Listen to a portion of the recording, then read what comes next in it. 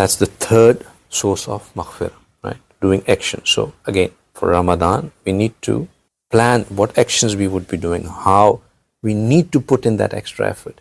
We should be challenging ourselves that what extra have I done, which is, how have I, in our corporate culture, we are always told that get out of your comfort zone if you want to excel. You have to, your annual review, my manager would say, like, show me an instance where you got out of your comfort zone and you put in that, extra mile so that, I can now rate you outstanding or whatever, right? So in Ramadan, we need to show that extra mile, that where we got out of that comfort zone, that 8:30 is my bedtime now, I can go that extra night.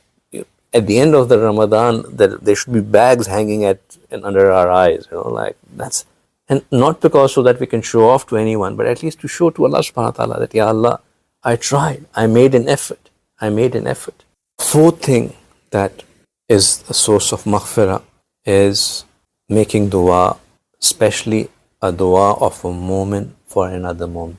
So we make, alhamdulillah, we have spoken about the importance of making dua in Ramadan. We have spoken about the 2 times that are there in Ramadan, which are blank checks, which we all should make an effort to make dua at. The time of iftar, the time of sahri, these are 2 times. The time of tahajjud and time of iftar, these are 2 times in Ramadan where Allah subhanahu wa ta'ala definitely 100% accepts the duas, and we should make an effort, not just us but our entire family, to sit and make dua and to ask Allah subhanahu wa ta'ala for our worldly needs, for our ukhrawi needs, all of it.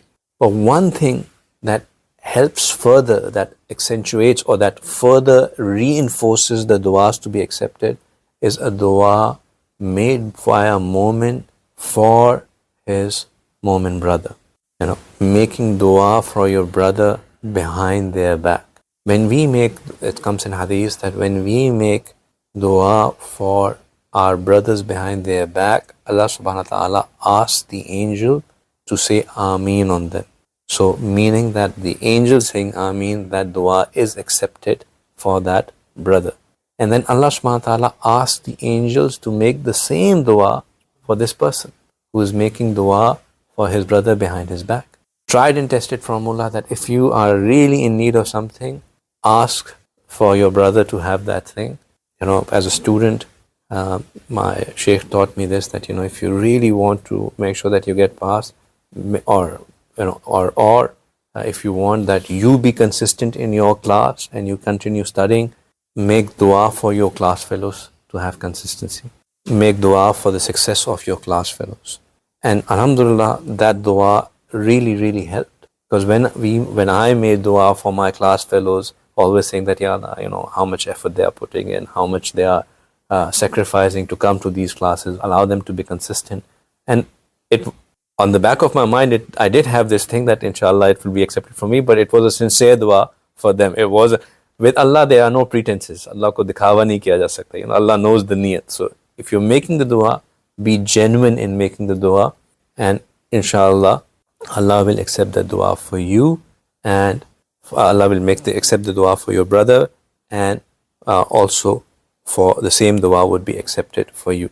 Another time that when duas are really accepted is when you are a traveler.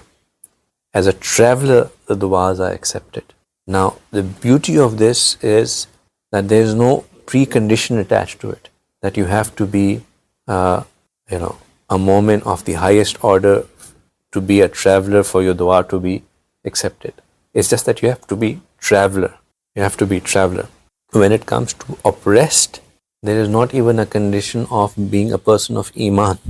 Oppressed person, if he is really, he puts his true mind and heart and calls out to Allah and makes dua, even an oppressed person who is not even a person of Iman, his dua is accepted.